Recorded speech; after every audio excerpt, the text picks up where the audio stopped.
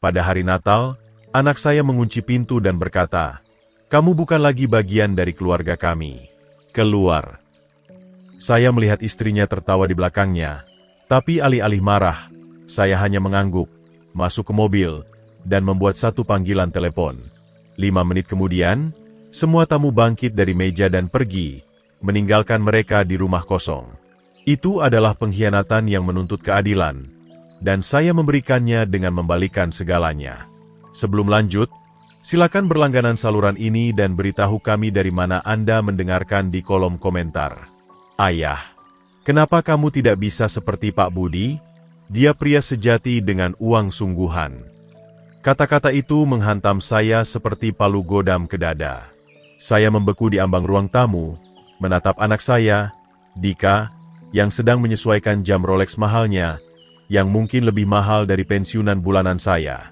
Jaket desainernya terpasang sempurna di bahunya, disesuaikan untuk mengukur kesuksesannya. Segala sesuatu tentangnya berteriak kekayaan yang tak pernah saya miliki. "Apa yang baru saja kamu katakan?" Suara saya lebih pelan dari yang saya inginkan, nyaris berbisik. Dika memutar mata, gerakan sama yang dia lakukan saat remaja ketika saya minta dia bersihkan kamarnya. Hanya saja kini dia membawa beban kekejaman orang dewasa. "Kamu dengar saya. Pak Budi membangun kerajaan. Lihat tempat ini." Dia melambai meremehkan ke arah perabot sederhana saya, ke sofa usang tapi bersih tempat saya menghabiskan malam membantu dia dengan PR-nya. Darah mendidih di pembuluh saya. "Paku-paku itu bayar kuliahmu. Setiap paku. Kuliah yang nyaris tak membantu sampai saya menikahi Sari." Dia meluruskan dasi sutranya dengan presisi sengaja. "Pak Budi yang beri saya peluang nyata, koneksi nyata. Dan ayah? Ayah cuma perlambat saya dengan mentalitas pekerja." Tangan saya gemetar saat mencengkeram kusen pintu. 40 tahun kerja ganda, melewatkan makan malam, sakit punggung. Semua berujung pada saya memperlambatnya. "Saya bangun segalanya untukmu. Dan apa yang saya dapat?" Ayah yang tinggal di rumah yang berteriak pekerja bangunan pada setiap tamu. Tawa Dika tajam, menyayat. Tahukah ayah betapa malunya saya saat teman-teman Sari tanya soal keluarga? "Pak Budi punya separuh distrik komersial Jakarta. Dan kamu punya apa? Peralatan listrik." Sesuatu di dalam saya patah. Kendali hati-hati yang saya pertahankan selama 37 tahun jadi orang tua akhirnya retak. "Keluar." Saya menunjuk pintu depan dengan jari tegas. "Sekarang." "Oh, tolong jangan mainkan peran ayah tersakiti. Kita berdua tahu saya sudah melampaui tempat ini. Melampaui ayah." Dika melangkah ke pintu. Setiap langkah bergema dengan penghinaan. Mungkin sudah saatnya ayah terima bahwa beberapa orang ditakdirkan untuk hal-hal lebih besar. Pintu dibanting keras hingga foto keluarga di perapian bergoyang. Saya ditinggal berdiri dalam keheningan mendadak, merenungi apa yang baru terjadi.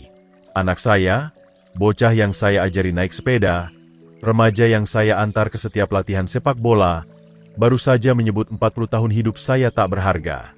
Di luar, suara gesekan logam terdengar lewat jendela, langkah kaki dikerikil. Sesuatu diseret di beton. Terlalu lelah emosional untuk menyelidiki.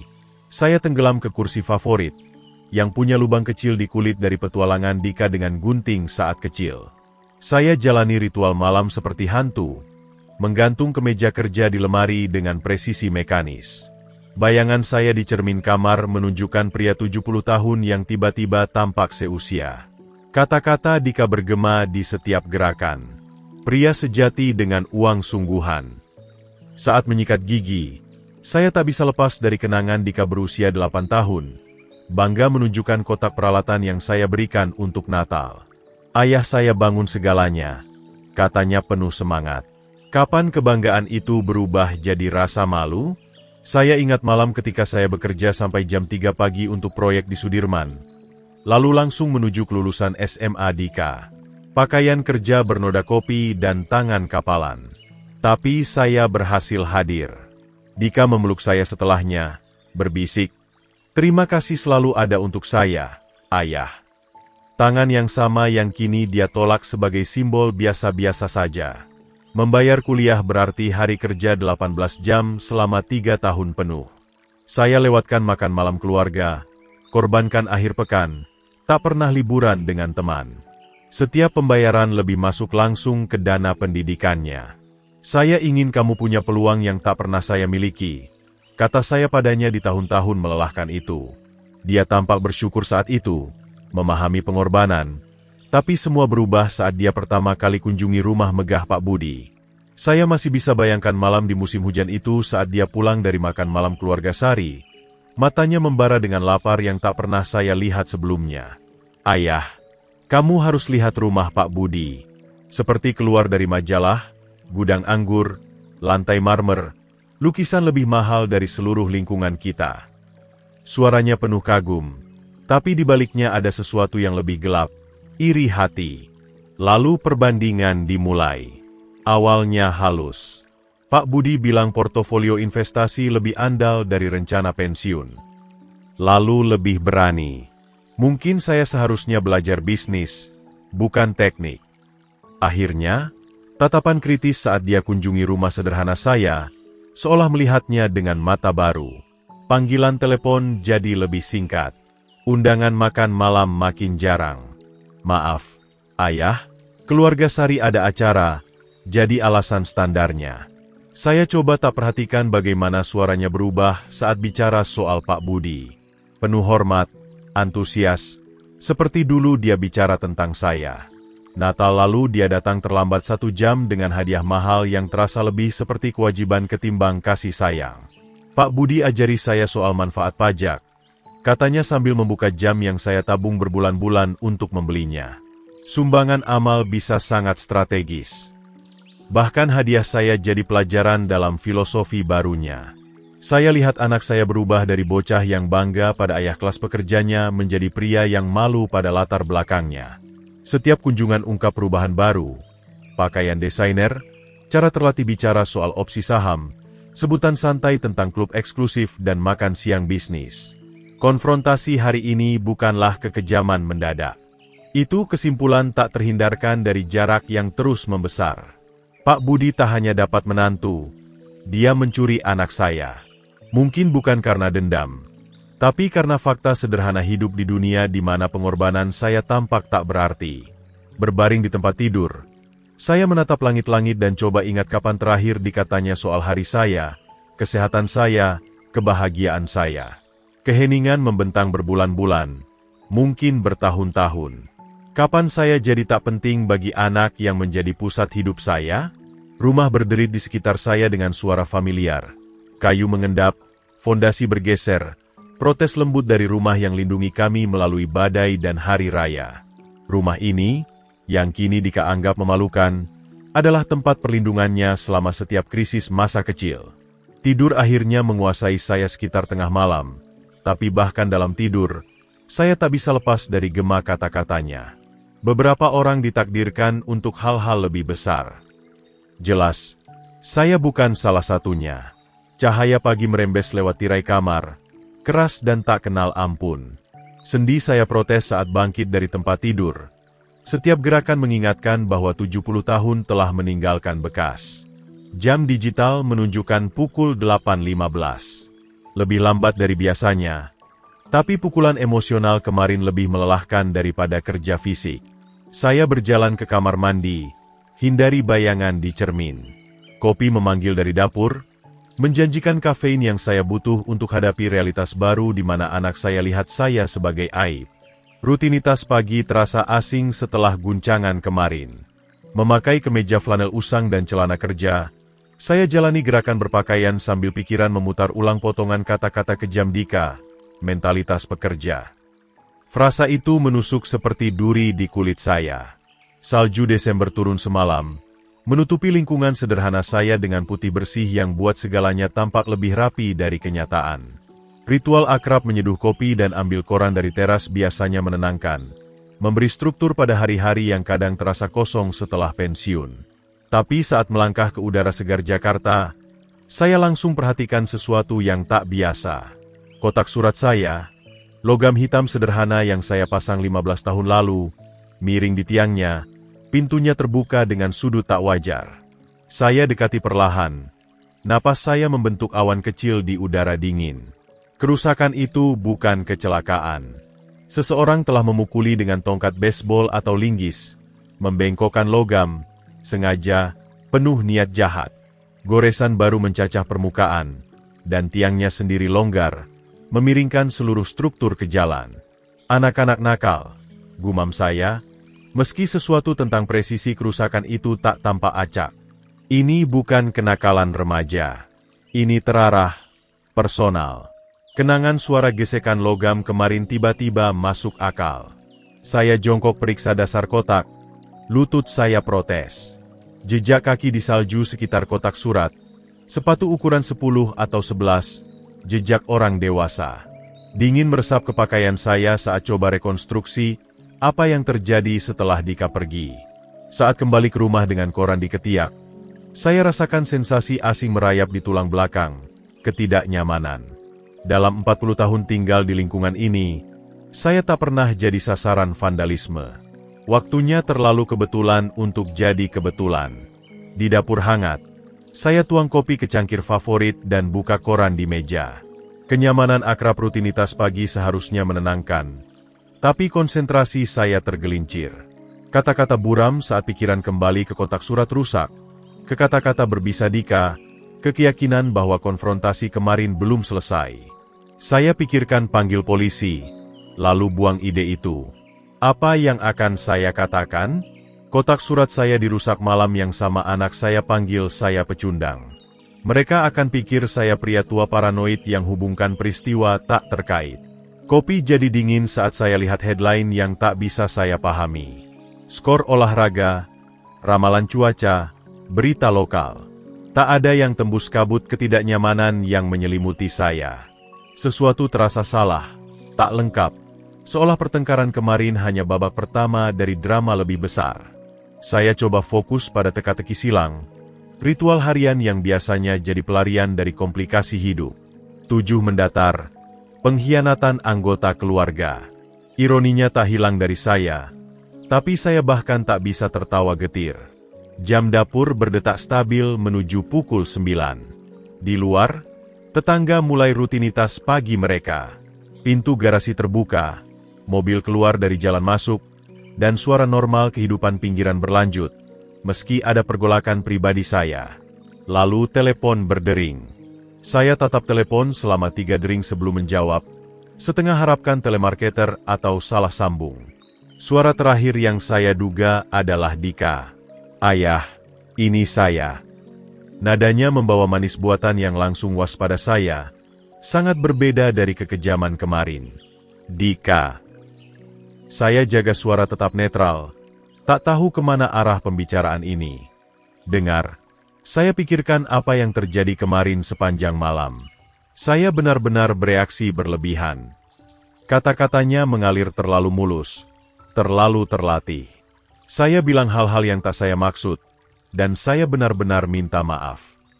Cengkeraman saya pada telepon mengencang. Setelah 40 tahun jadi orang tua, saya tahu kapan Dika berbohong, dan ini terasa seperti seni. "Kamu tampak jelas soal perasaanmu." Tidak, justru itu. Saya stres soal kerja, soal uang, soal segalanya. Ayah tahu seperti apa keluarga Sari. Dia tertawa, tapi kosong. Sesuatu yang dingin mengendap di perut saya. Dika kemarin brutal tapi jujur. Versi ini terasa berbahaya dalam kepura-puraannya. Sebenarnya, lanjutnya, karena itu saya telepon. Sari dan saya ingin undang ayah untuk makan malam Natal besok malam di rumah kami. Tak mewah, cuma ayah Sari, mitra bisnisnya, dan beberapa kerabat lain, semua sukses dan kaya. Makan malam Natal. Kata-kata itu tersendat. Makan malam pukul 6. Sari buat daging panggang terkenalnya. Saya seharusnya menolak. Setiap insting berteriak bahaya.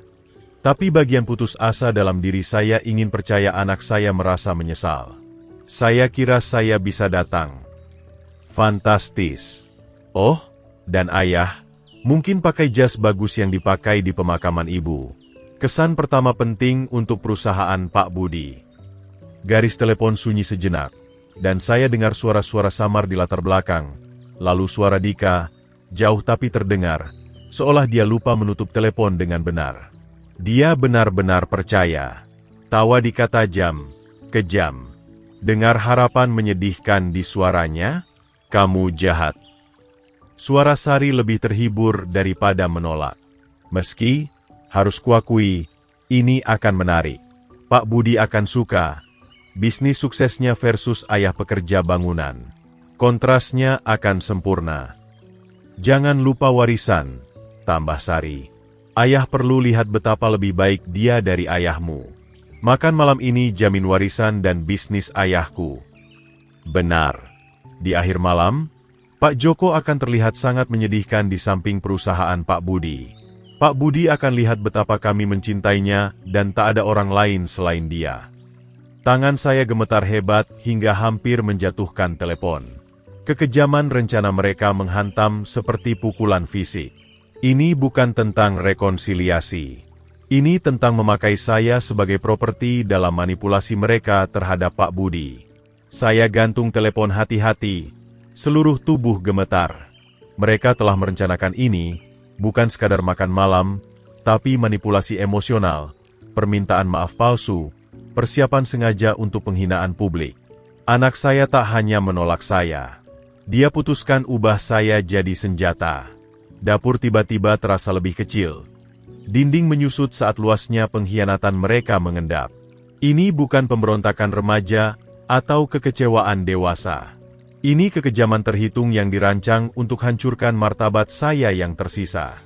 Saya duduk berat di kursi. Koran jatuh ke lantai. Beberapa menit, saya tak bisa bergerak. Tak bisa pikir apapun kecuali gema tawa mereka dan cara acuh mereka bicara soal penghinaan saya. Tapi perlahan sesuatu lain mulai tumbuh di dada saya. Bukan kekalahan yang saya rasakan kemarin, tapi sesuatu yang lebih teguh, lebih fokus. Jika mereka ingin mainkan permainan dengan emosi saya, jika mereka pikir bisa pakai saya sebagai hiburan untuk skema mereka, mereka akan tahu bahwa tukang bangunan tua ini masih punya beberapa trik. Telepon diam didudukannya. Tapi pikiran saya sudah bekerja. Tangan saya terus gemetar. Ayah, tukang bangunan. Kata-kata itu berulang di pikiran seperti piringan rusak. Bukan ayah atau bapak, hanya nama profesi, klasifikasi sosial yang memalukan mereka.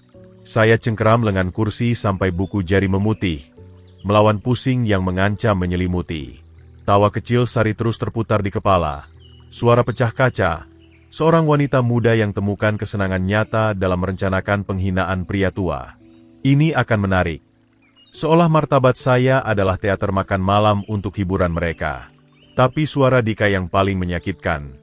Harapan menyedihkan. Dia kenali keputusasaan di nada saya saat terima undangan mereka, dan dia nikmati itu. Anak saya sendiri jadikan cinta saya padanya sebagai senjata. Ubah kesediaan saya untuk maafkan jadi amunisi untuk skema mereka. Saya berdiri perlahan, kaki goyah di bawah saya. 70 tahun hidup, 45 tahun pernikahan, 37 tahun jadi orang tua. Semua direduksi jadi properti dalam drama Pak Budi mereka. Mereka tak hanya tolak saya. Mereka rencanakan jadikan latar belakang kelas pekerja saya sebagai pertunjukan sirkus. Sesuatu yang mendasar bergeser di dada saya. Bukan kesedihan menghancurkan yang saya rasakan kemarin, tapi sesuatu yang lebih teguh, lebih terpusat. Ayah saya ajarkan bahwa nilai seseorang tak diukur dari rekening bank, tapi dari bagaimana mereka tanggapi saat hidup menjatuhkan mereka. Kamu bisa terbaring dan terima itu, katanya setelah preman lingkungan pojokan saya saat kecil. Atau kamu bisa bangkit dan tunjukkan siapa kamu sebenarnya. Saya ke jendela ruang tamu. Lihat kotak surat rusak saya. Vandalisme tiba-tiba masuk akal. Perang psikologis dirancang untuk buat saya merasa rentan terhadap undangan makan malam mereka. Mereka orkestrasi setiap detail. Dari kerusakan properti sampai permintaan maaf palsu, menuju akhir besar besok malam. Tapi mereka buat satu kesalahan kritis. Mereka asumsikan saya akan tetap dalam gelap soal rencana mereka. Saya pindah ke laci meja tempat saya simpan nomor telepon penting. Pak Budi pernah beri saya kartu namanya tahun lalu di pesta ulang tahun Dika. Gestur hormat antar besan. Telepon kapan saja, Pak Joko. Kita harus lebih kenal. Saya hargai ketegasannya saat itu. Kurangnya kepura-puraan meski dengan kekayaan jelas. Kini kartu nama itu wakili sesuatu yang sangat berbeda. Sebuah peluang. Pikiran insinyur saya mulai. Analisis situasi dengan presisi mekanis. Mereka ingin permalukan saya di depan Pak Budi untuk tunjukkan superioritasnya dan amankan prospek warisan. Tapi bagaimana jika Pak Budi tahu soal penipuan mereka sebelumnya? Bagaimana jika dia tahu bahwa putri dan menantunya manipulasi dia untuk lakukan kekejaman pada anggota keluarga lansia? Pak Budi tak bangun kerajaan bisnisnya dengan toleransi ketidakjujuran. Dari percakapan singkat kami, saya kenali pria yang hargai integritas di atas karierisme sosial. Dia tak akan hargai dipakai sebagai peserta tak sadar dalam pelecehan psikologis. Nomor telepon itu seolah berdenyut dengan kemungkinan saat saya pegang kartunya. Satu percakapan bisa ubah segalanya. Bukan balas dendam tepatnya, tapi keadilan. Pastikan skema manipulatif temui konsekuensi yang pantas. Saya cek jam dapur. Pukul 9 pagi. Pak Budi pasti sudah di kantor. Mungkin ulas kontrak atau rencanakan strategi bisnis. Waktu yang baik untuk telepon sesama pebisnis, meski yang sudah pensiun. Untuk pertama kalinya sejak Dika pergi kemarin, saya rasakan sesuatu selain sakit dan bingung. Tujuan, arah, keyakinan bahwa saya tak akan jadi korban siapapun, bahkan anak saya sendiri. Menemukan kartu nama Pak Budi butuh waktu lebih lama dari yang diharapkan. Saya simpan rapi di pengatur meja, diapit dokumen asuransi dan informasi garansi. Organisasi presisi yang layani saya baik selama puluhan tahun proyek teknik. Tangan saya berhenti gemetar. Diganti konsentrasi stabil yang dulu saya bawa ke ulasan cetak biru dan jadwal konstruksi. Kartu itu terasa berbobot di antara jari. Karton mahal yang bicara soal kesuksesan yang diperoleh, bukan diwarisi. Budi Jaya Development. Budi Santoso, Direktur. Di bawahnya nomor kantor langsung dan nomor ponselnya. Dua cara hubungi pria yang tak sembunyi di balik sekretaris atau asisten. Saya duduk di kursi baca, yang punya pandangan jelas ke jendela depan dan jam dapur, dan angkat telepon. Strategi butuh waktu hati-hati. Saya pahami bahwa akurasi lebih penting dari kecepatan. Apa yang harus saya katakan? Kebenaran, tentu saja, tapi disampaikan dengan presisi bedah. Pak Budi perlu tahu bahwa putri dan menantunya manipulasi dia. Gunakan acara keluarga sebagai panggung untuk audisi warisan mereka. Tapi saya tak bisa terdengar seperti pria tua getir yang keluhkan anak tak tahu terima kasih. Saya latihan kalimat pembuka dalam hati. Pak Budi, ini Pak Joko. Saya telepon soal makan malam besok. Terlalu formal. Hai, Pak Budi. Pak Joko di sini. Kita perlu bicara soal Dika dan Sari. Terlalu konfrontatif. Pendekatan harus seimbang antara urgensi dan hormat, kejujuran dan diplomasi. Faktanya sederhana. Saya tak sengaja dengar percakapan yang ungkap niat sebenarnya mereka untuk makan malam besok. Mereka rencanakan permalukan saya di depannya untuk tunjukkan superioritas dan majukan prospek warisan. Mereka bahkan rusak properti saya untuk lemahkan saya secara psikologis. Saya butuh kepercayaan, yang berarti akui kepentingan emosional saya sambil pertahankan objektivitas. Pak Budi, saya tahu ini posisi canggung, tapi saya pikir Anda berhak tahu apa yang mereka rencanakan. Menggugah rasa keadilannya, tak minta dia pilih pihak. Satu komplikasi potensial mengganggu saya. Bagaimana jika Sari ada bersamanya? Sarapan ayah anak tak jarang dalam bisnis keluarga. Saya perlu siap tawarkan telepon lagi nanti jika waktu tak tepat untuk bicara privat. Tapi insting bilang ini momennya. Menunggu hanya beri saya lebih banyak waktu untuk ragu. Kehilangan kejernihan yang datang dari kemarahan yang beralasan dan pengkhianatan baru. Pak Budi terkesan sebagai seseorang yang hargai ketegasan, yang lebih suka hadapi masalah langsung ketimbang biarkan membusuk. Saya kembali ke telepon. Kartu di tangan, dan tarik napas dalam. Percakapan ini akan tentukan apakah besok malam jadi kemenangan mereka atau kejatuhan mereka. Apakah keadilan akan menang atas manipulasi? Apakah tukang bangunan tua bisa kalahkan anak-anak istimewa yang meremehkan saya? Angka-angka terasa akrab di bawah jari saya saat menekan tombol. Memori otot profesional dari puluhan tahun panggilan penting, negosiasi kontrak, konsultasi darurat. Setiap angka sengaja, bertujuan, tak bisa dibatalkan. Telepon mulai berdering. Pak Budi angkat gagang. Dan saya ceritakan semuanya tanpa harap dia akan percaya. Tapi mengejutkan. Apa yang saya katakan mengejutkannya. Dan dia tak sembunyikan kebingungan dan kemarahannya. Saya ceritakan rencana saya. Dan dia setuju membantu. Malam berikutnya, saya melaju melalui lingkungan elit Menteng di Jakarta yang terasa surreal. Mercedes dan BMW berjajar di jalan melengkung seperti permata mahal dipamerkan di atas beludru. Lampu Natal berkelap-kelip dari rumah-rumah megah yang bisa muat 3 keluarga seukuran saya. Masing-masing bukti kekayaan yang tak pernah saya bayangkan. Rumah Dika berdiri di ujung jalan buntu. Fasad batu kapurnya diterangi sorotan lampu yang ditempatkan strategis. Bentley hitam Pak Budi mendominasi jalan masuk melingkar, dikelilingi mobil mewah lain yang mungkin lebih mahal dari pensiunan tahunan saya. Pemandangan itu seperti halaman majalah bertajuk, "Bagaimana Separuh Lain Hidup." Saya parkir Honda sederhana saya di samping Porsche mengkilap. Kontrasnya hampir lucu. Lewat jendela depan besar, saya lihat siluet bergerak di ruang makan elegan.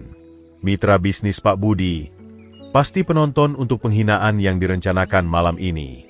Memeriksa penampilan di kaca spion, saya ratakan dasi dan sesuaikan jas. Jas biru tua yang saya pakai di pemakaman istri saya terlihat cukup layak, meski akan tampak usang di samping pakaian desainer di dalam. Itu persis yang diharapkan Dika dan Sari.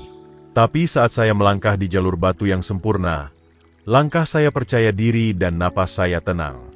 Biarkan mereka nikmati momen kemenangan mereka. Keadilan punya kebiasaan datang saat paling tak diharapkan. Sebelum saya capai bel, pintu depan terbuka dengan presisi teatrikal. Dika berdiri di cahaya emas yang mengalir dari dalam. Jas mahalnya sempurna. Ekspresinya membawa kepuasan kejam yang saya dengar di suaranya kemarin pagi. Well, lihat siapa yang datang. Suaranya cukup keras untuk didengar tamu di dalam. Apa benar ayah pikir cocok di sini hari ini? Di belakangnya muncul Sari, seperti aktris pendukung keluar sesuai isyarat. Gaun koktail hitamnya mungkin lebih mahal dari anggaran belanja bulanan saya, dan senyumnya punya sisi tajam dari hiburan yang diantisipasi. Oh, ini luar biasa. Dia benar-benar datang. Dead. Dika maju, sepenuhnya blokir pintu masuk. Bahasa tubuhnya berteriak kepemilikan dan kendali. Biar saya jelaskan dengan sangat jelas. Suaranya meninggi dengan kekejaman terlatih. Pastikan dampak maksimal pada penontonnya. Ayah bukan lagi keluarga kami. Hanya orang tua Sari yang sekarang keluarga kami. Pergi. Kata-kata itu menghantam udara dingin seperti pukulan fisik yang dirancang untuk lukai dan permalukan. Di dalam, saya lihat tamu menghentikan percakapan. Beberapa menoleh ke keributan dengan ketertarikan canggung yang orang simpan untuk rasa malu publik. Tawa Sari menggelembung dari belakang Dika, bersemangat dan jahat. Lihat wajahnya. Oh, ini lebih baik dari yang kami bayangkan. Tapi alih-alih runtuhan yang mereka harapkan, saya hanya rasakan rasa selesai yang aneh. Ini persis yang saya siapkan. Persis yang Pak Budi perlu konfirmasi lewat sumbernya di dalam. Saya paham. Suara saya tetap stabil, mengecewakan tenang untuk pertunjukan teatrikal mereka. Yah, Dika, saya harap kamu dapatkan semua yang pantas kamu dapatkan hari ini. Saya tatap matanya dengan martabat tenang dari pria yang kerja jujur seumur hidup. Semuanya. Ekspresinya berkedip dengan kebingungan sesaat. Ini bukan skrip yang dia tulis, bukan permohonan, bukan rasa malu, bukan penghinaan publik yang akan tunjukkan superioritasnya pada teman-teman berpengaruh Pak Budi. Betul, orang tua. Pergi. Kembali ke rumah kecil tukang bangunanmu tempat kamu seharusnya. Tapi ada kurang keyakinan dalam suaranya kini, Terganggu oleh kendali tak terduga saya. Saya berbalik dan berjalan kembali ke mobil dengan langkah terukur. Punggung saya tegak meski dingin Desember. Di belakang, saya dengar tawa dipaksakan Dika dan komentar Sari, tapi kata-kata mereka terasa jauh, tak penting. Saat sampai di Honda, saya duduk di kursi pengemudi dan amati rumah lewat kaca depan. Lewat jendela mahal itu, tamu Pak Budi lanjutkan malam elegan mereka, tak sadar bahwa mereka akan saksikan pertunjukan yang sangat berbeda. Saya keluarkan ponsel dan tekan nomor Pak Budi. Telepon berdering 2 kali sebelum suara akrab Pak Budi menjawab, profesional tapi hangat. Pak Joko, kata saya sederhana, amati jendela emas rumah tempat anak saya pikir dia baru capai kemenangan terbesarnya. Saya paham sepenuhnya. Nada Pak Budi membawa bobot pria yang bangun kerajaan, cepat baca situasi dan bertindak tegas. Terima kasih sudah beritahu saya. Panggilan berakhir di situ. Tak ada pernyataan dramatis, tak ada penjelasan panjang, hanya 2 pria yang paham bahwa beberapa pengkhianatan menuntut konsekuensi segera. Pak Budi angkat gelas anggurnya, tarik perhatian. Ruangan perlahan sunyi saat elit bisnis Jakarta menoleh ke tuan rumah. Harapkan ucapan Natal yang menyenangkan atau mungkin toas. Teman-teman, suara Pak Budi membawa otoritas yang telah bawa dia jutaan. Di malam Natal ini, saya ingin bicara soal nilai keluarga. Nilai sejati yang lebih penting dari status sosial atau kesuksesan finansial. Dika dan Sari berseri, tafsirkan ini sebagai validasi tindakan mereka. Bukti bahwa Pak Budi hargai demonstrasi superioritas mereka atas latar belakang kelas pekerja Pak Joko. Saya belajar hari ini soal orang-orang yang lebih hargai uang ketimbang karakter, yang manipulasi hubungan keluarga untuk keuntungan pribadi. Nada Pak Budi tetap santai, tapi kata-katanya bawa presisi bedah. Orang-orang yang perlakukan anggota keluarga lansia sebagai properti dalam skema karierisme sosial mereka. Bayangan kebingungan pertama melintas di wajah Dika. Ini bukan pujian yang dia harapkan. Saya juga belajar bedanya antara kekayaan warisan dan martabat yang diperoleh. Antara orang yang bangun diri dengan merobohkan orang lain dan mereka yang pertahankan integritas terlepas dari saldo bank mereka. Senyum Sari mulai memudar saat tamu saling bertukar pandang. Maksud Pak Budi jadi sangat jelas. Jadi hari ini saya pilih habiskan Natal saya dengan orang-orang yang paham bahwa loyalitas keluarga dan kebaikan dasar manusia lebih penting dari anak-anak manipulatif dan serakah. Pak Budi letakkan gelas anggurnya dengan finalitas. Saya pilih tinggalkan rumah ini dan rombongan ini. Keheningan yang mengikuti sangat memekakan. Lalu Pak Budi berjalan ke pintu depan dengan tekad tenang. Keputusannya dibuat dan dieksekusi dengan efisiensi bisnis yang bangun kerajaannya. Pak Budi, tunggu. Suara Dika pecah dengan keputusasaan, tapi Pak Budi tak berhenti. Ayah, kamu tak paham. Sari mulai, tapi ayahnya sudah meraih mantelnya. Tak satu pun tamu butuh penjelasan lebih lanjut. Dalam hierarki sosial Jakarta, ikuti Pak Budi adalah akal sehat. Satu persatu, tamu mulai kumpulkan barang mereka, gumamkan alasan sopan yang tak menipu siapapun. Ini kesalahpahaman, seru Dika, suaranya naik ke panik. Kami bisa jelaskan semuanya, tapi penjelasan tak diperlukan. Eksodus dimulai, dan dalam hitungan menit, pesta makan malam elegan itu hancur jadi kerepotan canggung menuju pintu keluar. Pak Budi pertama keluar dari rumah. Langkah bermartabatnya potong udara Desember menuju Honda sederhana saya. Di belakangnya ikut 3 tamu lain, orang-orang sukses yang baru saksikan sesuatu yang luar biasa. Pak Joko. Suara Pak Budi membawa kehangatan tulus saat dekati mobil saya. Saya percaya kita punya tempat lebih baik untuk habiskan malam Natal.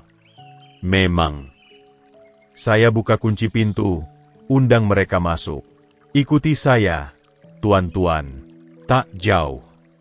Konvoi terbentuk alami. Honda tua saya pimpin parade mobil mewah lewat jalan-jalan malam Jakarta. Di kaca spion, saya lihat Bentley dan Mercedes ikuti mobil sederhana saya seperti prosesi pemakaman, meski lebih seperti perayaan. Saya harus tanya, kata Pak Budi dari kursi penumpang. Suaranya masih bernuansa syok. Bagaimana ayah tahu untuk siapkan ini semua? Bagaimana ayah prediksi ini? Setelah dengar percakapan mereka kemarin pagi, Saya langsung telepon Bapak.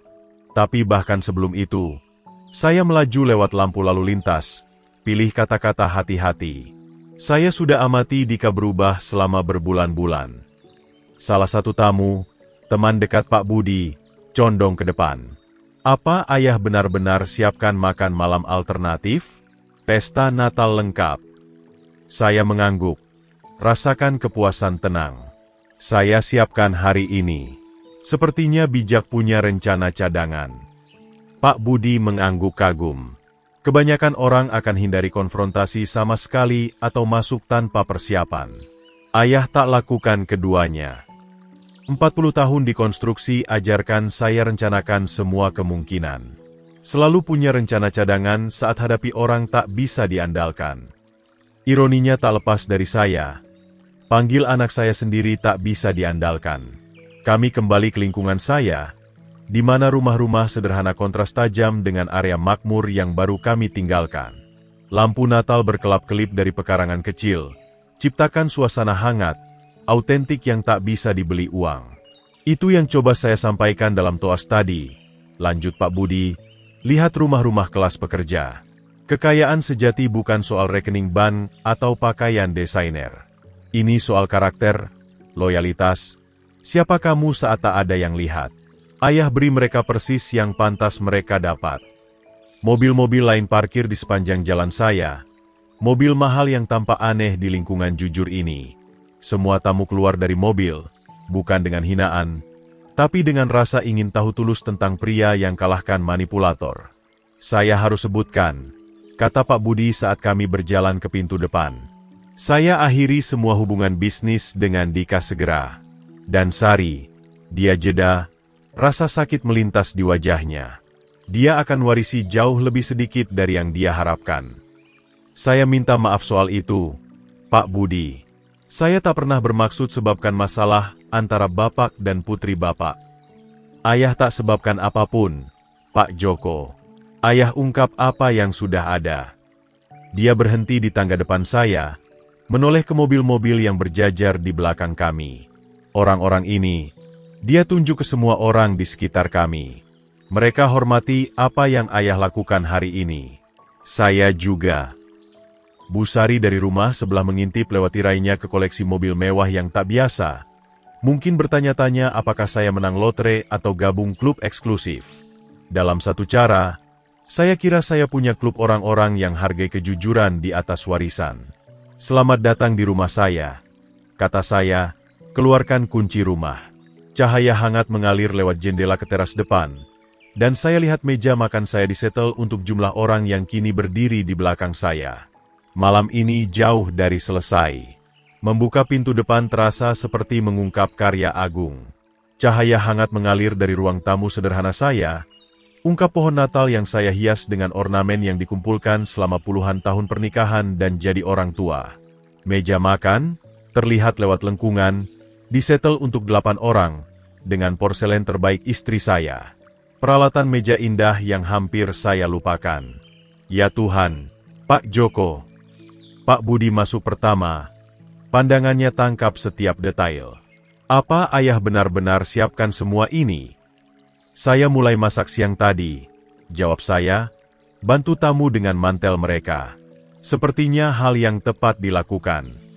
Rumah berbau kalkun panggang, isian daun sage, dan pai apel, aroma yang bicara soal hari raya sejati, bukan pertunjukan sosial. Di dapur, hidangan menunggu di meja, semuanya diatur waktu sempurna dan siap disajikan. Semua tamu bergerak lewat rumah saya dengan kekaguman hormat. Lihat foto keluarga dan kagumi dekorasi Natal autentik. Mereka orang-orang sukses, kerabat dan mitra Pak Budi, terbiasa dengan kemewahan. Tapi mereka tampak lebih nyaman di sini ketimbang di pameran mahal Dika. Rasanya seperti Natal, komentar salah satu, duduk di kursi favorit saya. Natal sejati, bukan halaman majalah.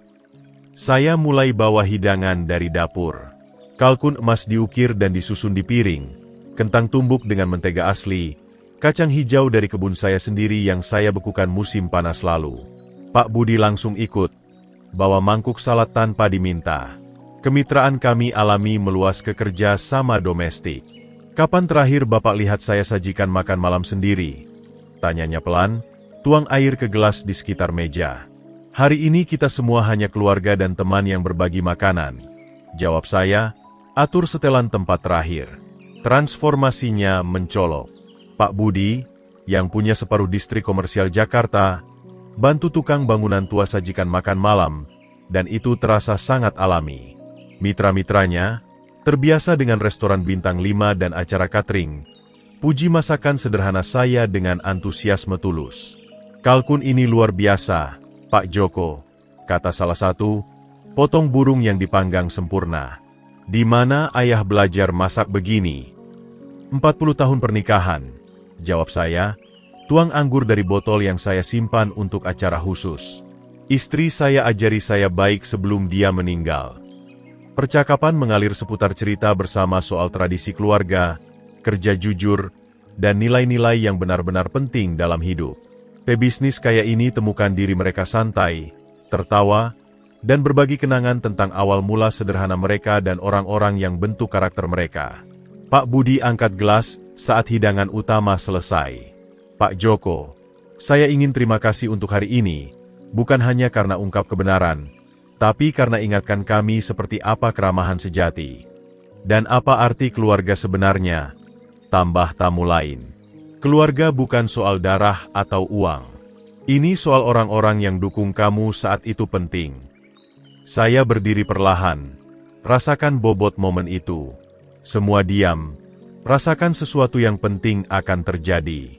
Cahaya hangat dari pohon Natal saya lemparkan bayangan lembut pada wajah-wajah yang jadi sekutu. Bahkan teman, dalam satu malam.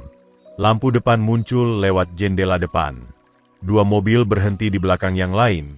Mesin mereka mati dengan finalitas keputusan putus asa. Saya angkat gelas. Lihat sekeliling meja ke wajah-wajah yang berseri dengan kehangatan dan kepuasan tulus. Untuk keluarga, saya mulai, angkat gelas ke wajah-wajah hangat di sekitar meja makan saya. Bukan keluarga yang kita lahirkan, tapi yang kita pilih. Orang-orang yang dukung kita saat itu penting, yang hargai karakter di atas. Pintu depan terbuka tanpa peringatan. Dika menerobos ruang tamu saya seperti pasukan penyerbu. Sari dekat di belakangnya. Keduanya masih dalam pakaian pesta mahal, tapi kini kusut dengan keputusasaan. Berani-beraninya kamu. Suara Dika pecah dengan amarah saat dia lihat pemandangan itu.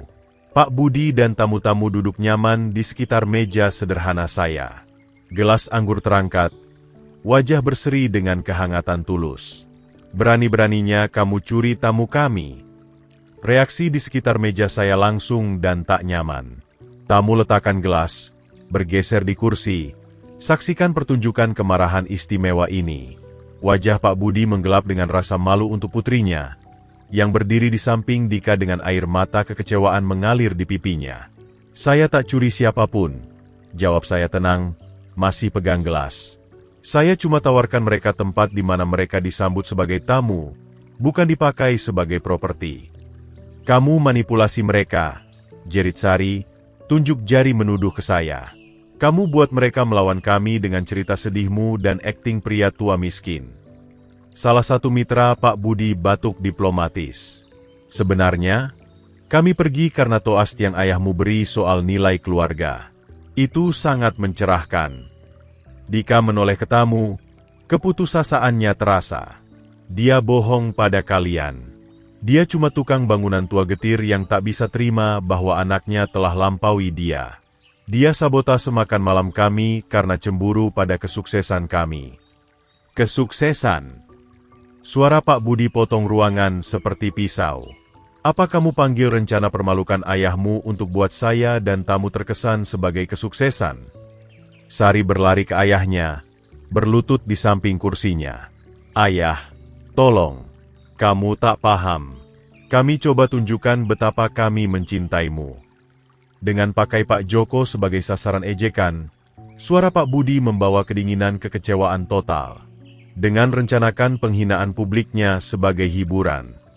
Bukan begitu, tegas Dika, tapi suaranya kurang keyakinan. Kami cuma ingin tunjukkan kontras. Ruangan sunyi, kecuali isakan tertahan Sari. Di sekitar meja, Wajah-wajah tunjukkan campuran simpati untuk situasi saya dan jijik pada perilaku pasangan muda itu. Ini orang-orang sukses yang paham nilai karakter, dan mereka saksikan ketiadaannya sepenuhnya. Wajah Dika memerah dengan amarah dan keputusasaan. Dia menoleh ke saya. Kamu hancurkan segalanya. Apa kamu tahu apa yang ini korbankan untuk kami? Pak Budi, warisannya adalah masa depan kami. Masa depanmu tak pernah dibangun di atas tanah yang kokoh, kata Pak Budi, perlahan berdiri dari kursi. Otoritas dalam gerakannya langsung tarik perhatian semua orang di ruangan. Itu dibangun di atas manipulasi, keserakahan, dan asumsi bahwa saya tak akan pernah temukan karakter aslimu. Sari memandang ayahnya dengan mata memohon. Ayah, tolong, jangan. Suara Pak Budi membawa finalitas yang tenggelamkan semua protes. Dia berdiri dengan kehadiran komando yang bangun kerajaan bisnisnya. Pandangannya beralih antara putri dan menantunya dengan penilaian dingin dari pria yang baru temukan rayap di fondasinya. Sari, Dika, mulai dia, suaranya bergema di ruang makan saya dengan kejernihan menghancurkan. Hari ini kalian ungkap diri kalian sebagai orang-orang yang saya hindari sepanjang hidup bisnis saya. Manipulatif, serakah, dan pada dasarnya tak jujur. Ayah, kamu tak bisa. Sari mulai, tapi Pak Budi angkat tangan untuk diamkan dia. Saya bisa dan saya akan. Efektif segera. Dika diberhentikan dari semua hubungan bisnis dengan Budi Jaya Development. Pekerjaanmu, aksesmu ke sumber daya perusahaan, partisipasimu di masa depan dalam usaha keluarga Budi, selesai. Wajah Dika memucat. Pak Budi, tolong, saya bisa jelaskan. Selanjutnya, lanjut Pak Budi, presisi bisnisnya potong setiap interupsi. Surat wasiat saya akan ditulis ulang minggu depan. Sari, warisanmu dikurangi jadi persis apa yang Dika bawa ke pernikahan ini. Tidak ada. Sebagian besar harta saya akan ke badan amal yang benar-benar paham nilai bantu orang lain tanpa harap imbalan. Kamu tak bisa lakukan itu. Tangis Sari, lompat berdiri. Saya putrimu. Ya, kamu putri saya, dan hari ini kamu tunjukkan seperti apa putri yang kamu pilih jadi. Suara Pak Budi membawa kesedihan mendalam di bawah ketegasannya. Seseorang yang akan permalukan orang lansia untuk keuntungan pribadi. Seseorang yang lebih hargai uang ketimbang kebaikan dasar manusia. Di sekitar meja, mitra Pak Budi mengangguk setuju. Ini orang-orang yang capai kesuksesan lewat karakter sebanyak ambisi, dan mereka kenali keadilan saat melihatnya. Dika buat satu upaya putus asa terakhir. Ini semua salahnya. Dia tunjuk saya dengan tangan gemetar. Dia buat kalian melawan kami. Dia racuni pikiran kalian dengan kebohongan. Pak Joko bilang kebenaran. Jawab Pak Budi sederhana. Sesuatu yang kalian berdua tampak tak mampu lakukan. Saya berdiri perlahan, rasakan bobot pembenaran, tapi juga tanggung jawab yang dibawanya. Dika, saya minta maaf sampai seperti ini. Sungguh. Tapi kamu pilih jalan ini saat putuskan bahwa cinta saya padamu adalah sesuatu untuk dieksploitasi, bukan dihargai. Simpan simpati palsumu, sembur Dika, tapi suaranya pecah. Kamu hancurkan hidup kami. Tidak, kata saya pelan. Kalian lakukan itu sendiri. Saya cuma pastikan konsekuensinya, akhirnya kejar pilihan kalian. Sari tarik lengan Dika, tarik dia ke pintu. Ayo pergi. Kita tak butuh mereka. Kita tak butuh siapapun dari mereka. Tapi bahkan saat dia bicara, realitas meresap.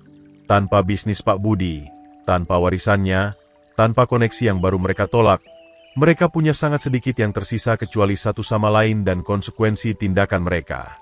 Mereka pergi tanpa kata. Pintu depan tertutup di belakang mereka dengan finalitas akhir sebuah bab. Keheningan yang mengikuti terasa berbeda dari ketegangan canggung kehadiran mereka. Itu keheningan keadilan yang terpenuhi, keteraturan yang dipulihkan. Pak Budi duduk kembali berat, tiba-tiba tampak seusia 65 tahunnya. Pak Joko, saya owe Anda permintaan maaf mendalam, bukan hanya untuk perilaku mereka, tapi karena tak melihatnya lebih cepat. Tak perlu minta maaf, jawab saya, duduk kembali ke kursi. Kadang kita lihat apa yang kita harap lihat pada orang yang kita cintai. Salah satu tamu angkat gelas lagi. Untuk nilai keluarga sejati dan untuk orang-orang yang hidup menurutnya ketimbang cuma bicara soal itu. Dan untuk kesempatan kedua, tambah Pak Budi, lihat sekeliling meja dengan antusiasme tulus. Kadang keluarga yang kita butuh bukan yang kita lahirkan, tapi yang kita cukup beruntung temukan. Saya angkat gelas satu kali lagi. Lihat wajah-wajah yang jadi teman lewat cobaan malam aneh ini. Untuk malam Natal, kata saya sederhana. Dan untuk mengingatkan saya bahwa karakter, bukan kekayaan, yang buat hidup kaya. Di luar, salju mulai turun di lingkungan tenang. Tutupi jejak mereka yang telah pergi dan berkati mereka yang putuskan tinggal. Jika Anda suka cerita ini, silakan suka video ini, berlangganan saluran, dan bagikan kesan Anda tentang cerita ini di kolom komentar. Untuk dengar cerita berikutnya, klik kotak di sebelah kiri. Terima kasih telah menonton. Lebih banyak tentang Bali, budaya lokal Indonesia.